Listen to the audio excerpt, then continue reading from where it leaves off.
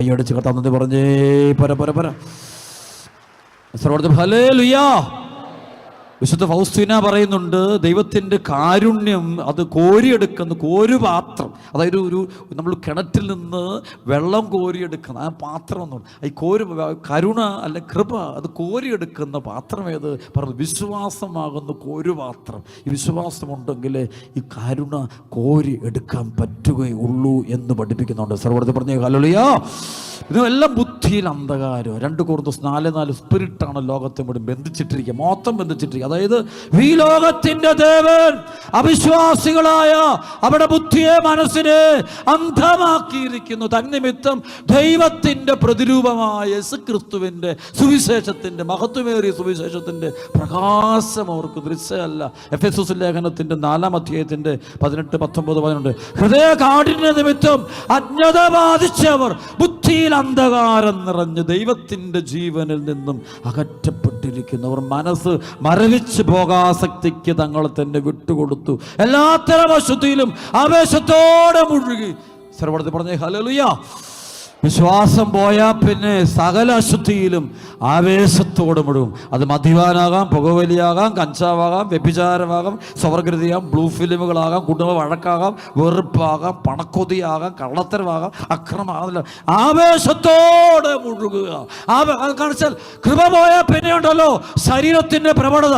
പിന്നെ നമ്മൾ പിടിച്ചാൽ നിൽക്കില്ല. നമ്മൾ ആര് പിടിച്ചാലും നമ്മുടെ ശരീരത്തിൻ്റെ പ്രവണതകളെ ബുദ്ധി കൊണ്ടൊന്നും അറസ്റ്റ് ചെയ്യാൻ നിർത്താൻ പറ്റത്തില്ലത്. അത് ദൈവത്തിൻ്റെ കൃപയാണ്. സർവ്വത്തിൽ പറഞ്ഞേ ഹല്ലേലൂയ. അതാണ് 1 Corinthians 15:10 പറയും, പൗലോസ് പറയും, ഞാൻ എന്തായിരിക്കും ദൈവത്തിൻ്റെ കൃപയാല, ഞാൻ എന്തായിരിക്കും ദൈവത്തിൻ്റെ കൃപയാല. ദൈവം എൻ്റെ മേൽ ചെറിയ കൃപ നഷ്ടപ്പെട്ടു പോയിട്ടില്ല, മറിച്ച് മറ്റെല്ലാവരേക്കാൾ അധികം ഞാൻ അധ്വാനിച്ചു. ഞാനല്ല അധ്വാനിച്ചു, കൃപയാണ്. അപ്പോൾ ഈ കൃപ കിട്ടാൻ കാരണം ഉറച്ച് വിശ്വസിച്ചുകൊണ്ട്. ബൈബിളിലെ ഏറ്റവും വലിയ വചനം എന്നപോലെ ഞാൻ എൻ്റെ ഹൃദയത്തിൽ സൂക്ഷിക്കുന്ന 10,000 പ്രാവശ്യം ഞാൻ പറയുന്നൊരു വചനമുണ്ട്. ലൂക്കാസ് സുവിശേഷം 1:44-45. വിശുദ്ധ എലിസബത്ത് പരിശുദ്ധാത്മാവിൽ നിറഞ്ഞ് പരിശുദ്ധ അമ്മയുടെ മുഖത്തേക്ക് നോക്കി പറയുന്നൊരു വചനം.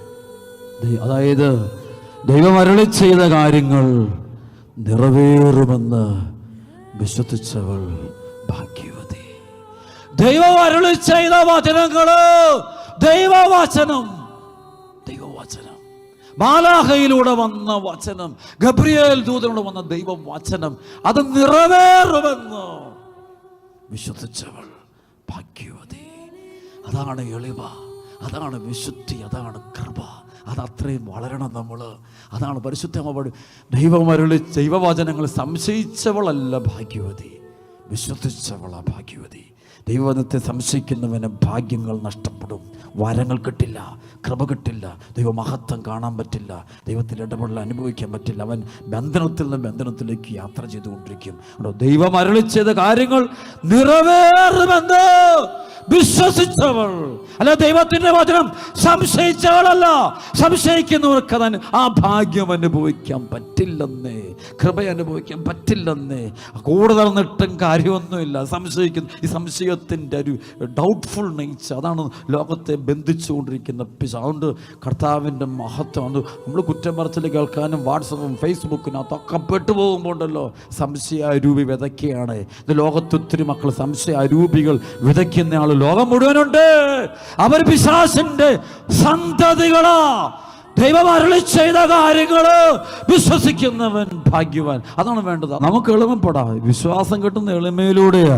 എളിമയില്ലാത്തതിന് വിശ്വാസം ഉണ്ടാകുക. അതാണ് ലൂക്കാസ് സുവിശേഷം 5:8-10 വരെയുള്ള വചനം വായിക്കുമ്പോൾ അത്ഭുതകരമായി മത്സ്യബന്ധനം നടന്നു കഴിഞ്ഞപ്പോൾ പത്രോസ് ഓടി വന്നിട്ട് കർത്താവിൻ്റെ പാദത്തിങ്കിൽ സാഷ്ടാംഗം വീണിട്ട്, കർത്താവേ ഞാൻ പാപിയാണേ, എന്നെ നീ അകന്നു പോണേ, എനിക്ക് യോഗ്യതയൊന്നുമില്ല, നീ പോ, എനിക്ക് പറ്റില്ല, ഞാൻ പാപിയാ, I am a sinner, O Lord I am a Sinner.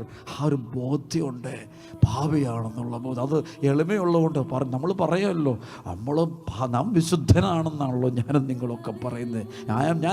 I am everything, I am perfect, ഞാൻ ഓക്കെയാണ്. ഞാൻ പള്ളിയിൽ പോകുന്നു, കുമ്പസാരിക്കുന്നില്ലേ, ദശാംശം കൊടുക്കുന്നില്ലേ, ഞാൻ എല്ലാ ദിവസവും 4 വട്ടം പള്ളിയിൽ കയറുന്നില്ല, ഞാൻ കൊന്തം ഇല്ലെന്നില്ല, അത് പിന്നെ വാട്ട് ഇസ് ദ പ്രോബ്ലം, ഞാൻ കുമ്പസാരിക്കുന്നൊക്കെ അല്ല, ഐ എം ഫൈനാണ്, എനിക്ക് കുഴപ്പമൊന്നുമില്ല. അതല്ല പത്രോസ്, ഞാൻ പാപിയാണ്, I am a sinner O Lord, ഞാൻ പാപിയാണ്, എന്നോട് കരുണയായിരിക്കണേ, എൻ്റെ അടുത്ത് നിൽക്കരുത്, നീ പോ. അതാണ് എളിമ. ആ എളിമയുള്ള അത്ര വിശ്വാസമായി നോക്കി. അവിടെ നിന്ന് ആയിരക്കണക്കിന് ആളുകൾ ആ അത്ഭുതകരമായ മത്സ്യബന്ധനം കണ്ടെങ്കിലും കർത്താവിൻ്റെ പിന്നാലെ പോകുന്നത് പത്രോസ് മാത്രം. അതിന് കാരണം അവന് മാത്രമേ അവിടെ എളിമയുള്ളൂ. എളിമയുള്ളവന് മാത്രമേ അത്ഭുതങ്ങളിൽ പിന്നിൽ പ്രവർത്തിക്കുന്ന ഒരു സംഭവം നടക്കുമ്പോൾ അതിൻ്റെ പിന്നിൽ പ്രവർത്തിക്കുന്ന ദൈവത്തെ കാണാൻ പറ്റുകയുള്ളേ. മറ്റുള്ളവർ അത്ഭുതം കാണും, പക്ഷെ അതിൻ്റെ പിന്നിലുള്ള ദൈവത്തെ കാണില്ല. ആ ദൈവ സാന്നിധ്യങ്ങൾ, ആ കരം കാണാം.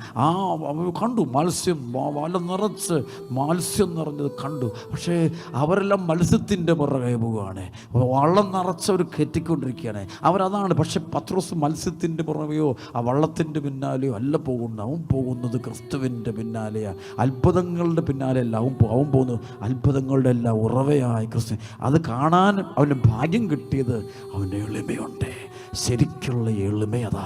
ശരിക്കുള്ള എളിമയുള്ളവൻ ദൈവത്തിലേക്ക് പോവേ. അല്ലാത്തവൻ വസ്തു അല്ലെ ധ്യാനം കൂടുമ്പം ലക്ഷ്യം വെക്കുന്നത് എൻ്റെ വള്ളം നിറച്ച് മത്സ്യം ഉണ്ടാകണം, അല്ല എൻ്റെ ബിസിനസ് വളരണം, എൻ്റെ വിദ്യാഭ്യാസം കൂട്ടണം.